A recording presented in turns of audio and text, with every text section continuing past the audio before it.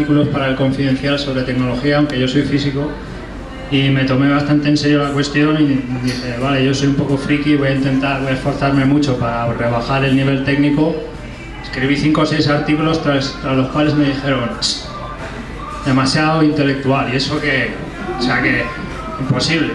Y aparte de la anécdota, yo creo que es un poco un problema de huevo-gallina. ¿Cuál es el factor causal? O sea, ¿los medios de comunicación malos o la gente? O sea, yo no creo que sea como dices tú. Te has centrado mucho en los medios de comunicación y yo estoy de acuerdo. De hecho, llamaría telebasura al 90% de lo que sale en la tele, pero no creo que sea la telebasura la que... O sea, no creo que la dirección causal sea única, sino más bien creo que hay una decadencia de la civilización, entre comillas, descarada, y esa decadencia produce gente que lo que quiere es esa mierda. Y los medios de comunicación son simplemente agentes del mercado que están respondiendo a una demanda. Entonces, a lo mejor se podría decir que el sistema, que el mercado está fallando porque no está pagando a los cerebros, o sea, porque no está retribuyendo a la fuerza creativa intelectual. Tú vas aquí en España y ¿quién gana dinero? Mentecatos, pero...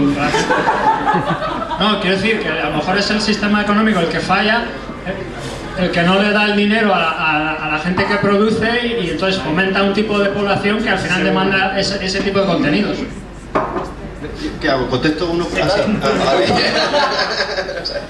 Bueno, hombre, una crisis de la civilización es complicado.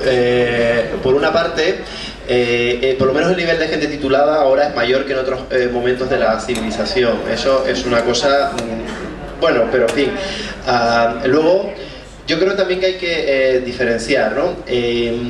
Yo, por ejemplo, esta semana he leído el reportaje que hace The Economist sobre la célula artificial de Chris Venter, ¿no? A mí me parece fantástico, fascinante. Es decir, hay medios de comunicación que lo pueden hacer. ¿Y qué sucede? Que eso es una élite yo creo que es a donde va a ir el periodismo serio, es decir, a una élite que quiere leer y que quiere enterarse.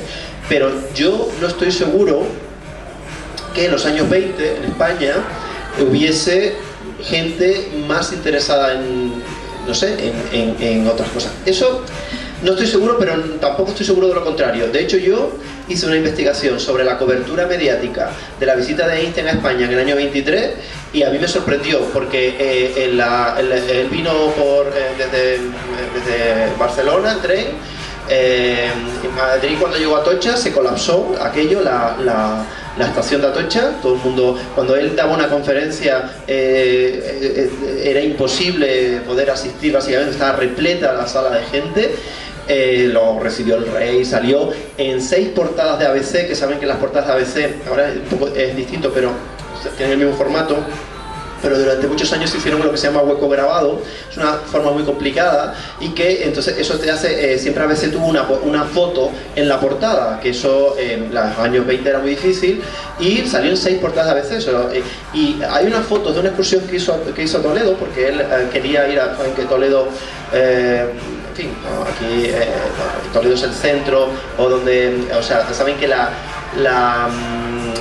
así hablamos un poquito de ciencia, ¿no?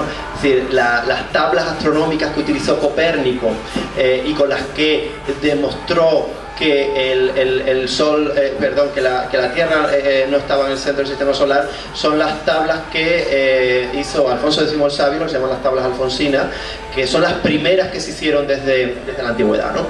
Las primeras que se hicieron, y entonces, bueno, pues es el primer proyecto investigador europeo, y bueno, en Europa y en historia, la gente que sabe historia de la ciencia le gusta mucho Toledo, por eso él fue a visitarlo. Bueno, pero vale, yo no le quito ese mérito a Toledo, pero Toledo en el año 23 era una capital de provincia que, en fin, que yo creo que su nivel intelectual no era muy alto, y era increíble la cantidad de gente que estaba por la que se ven las fotos. Es decir, que yo no me lo hubiese creído. Si lo hubiese contado un periodista hubiese dicho que era sensacionalismo, pero como veo la foto, pues me lo creo, ¿no?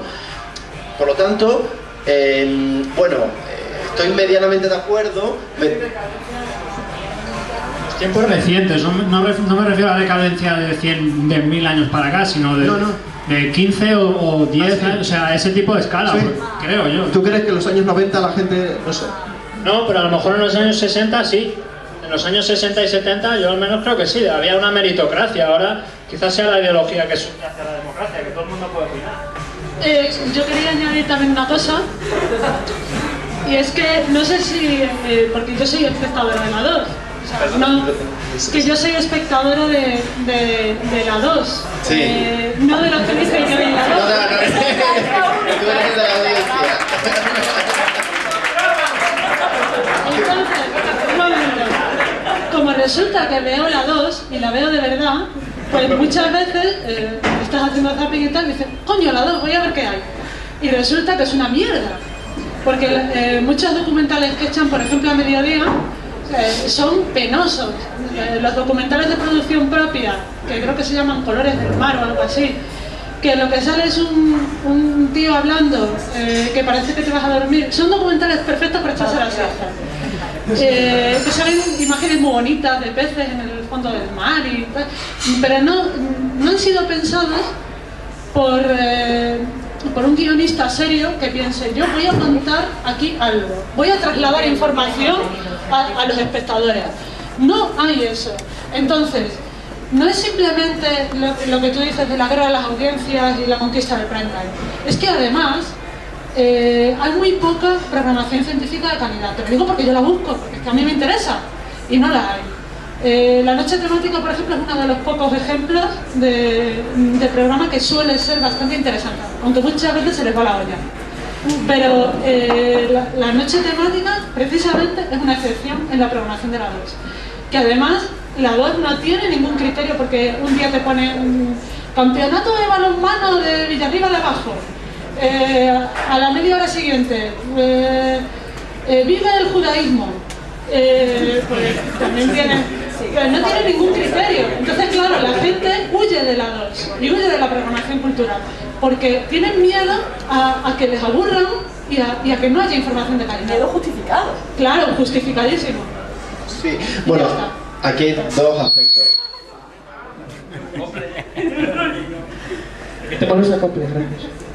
Dos aspectos. Por un lado, el documental científico es muy caro, muy caro. Entonces tú tienes que tener una audiencia bastante grande. Cuando el documental es español, pues los presupuestos son muy bajos. Es que la televisión no solamente es cara. Yo tenía una profesora que decía, la televisión no es cara, no es muy cara, es muy carísima. O sea, es que no hay adjetivos no es suficiente para decir lo cara que es. Televisión de calidad es muy cara, ¿no? Entonces, si tú ves los documentales de la BBC, muchos son los de David Attenborough, por ejemplo, pues son... a mí me parecen correctos. Eso no quiere decir que estemos nosotros muchas veces discutiendo sobre si el enfoque que tienen, porque saben que muchas veces ponen un enfoque antrópico de los animales, ponen los buenos, los malos, la hiena que es la mala que se come a no sé cuánto, muchas veces ponen imágenes demasiado espectaculares precisamente para tener audiencia. Por ejemplo, los documentales sobre tiburones siempre ponen los dientes y mordiendo a todo el mundo, y en general pues la gente que muere por ataques de tiburón es muy poca, ¿no? Entonces, por un lado sucede eso, y por otro lado sucede que en España es muy difícil hacer documentales científicos porque es muy caro y la audiencia es muy baja. Sin embargo, en los países anglosajones, como hay mucha gente que habla inglés y como además en otros países que no hablan inglés no les importan los documentales doblados o subtitulados, pues tienen mucha mayor audiencia. Nosotros, por ejemplo, nosotros tuvimos una propuesta para hacer un documental, entre otras cosas, para mejorar la imagen de España en el exterior y ponerla como nación tecnológica, científica y tecnológica. Pues era un documental sobre, pues desde el principio del origen del universo, y se hablaba con el astrofísico de Canarias, etcétera, pues hasta Atapuerca, ¿no? Y lo que queríamos era que cuando se hablara del origen del universo, pues el que hablara del Big Bang fuera un físico español, que se viera detrás el físico, en lugar de un físico inglés. Pues entonces al final, y eso, el Big Bang le interesa a todo el mundo, pues lo puedes hacer aquí en Australia, ¿no? Pues tuvimos dos problemas. Uno, que si lo queríamos, estuvimos valorando la posibilidad de venderlo en otros países, pues no podían hablar en español, no se podía ni subtitular ni doblar, porque el mercado anglosajón no está acostumbrado a productos de ese tipo, ¿no? Y si no, lo teníamos que hacer íntegramente en inglés, y bueno, pues el ministerio no lo veía claro tampoco, ¿no? Que era uno de los que lo financiaba. Y es que es muy cara eso, ¿no? Es muy caro y se te va rápido. se te va muy rápido, porque rápidamente un capítulo de documental es carísimo. Sin embargo, o sea, es que es dinero realmente al final, ¿no? Y sin embargo, que tú veas a gente hablando sobre la Campanario es barato. Y lo ven más audiencia. Es que es terrible, pero es así. O sea, yo no lo estoy justificando, te estoy diciendo, estoy argumentando por qué sucede. Yo me conformo con que contraten a un buen guionista, por lo demás nada más. Es que escribir no es caro. Es que es eso. No, pero es sí son... un poco de criterio. Pero sí es caro otros elementos.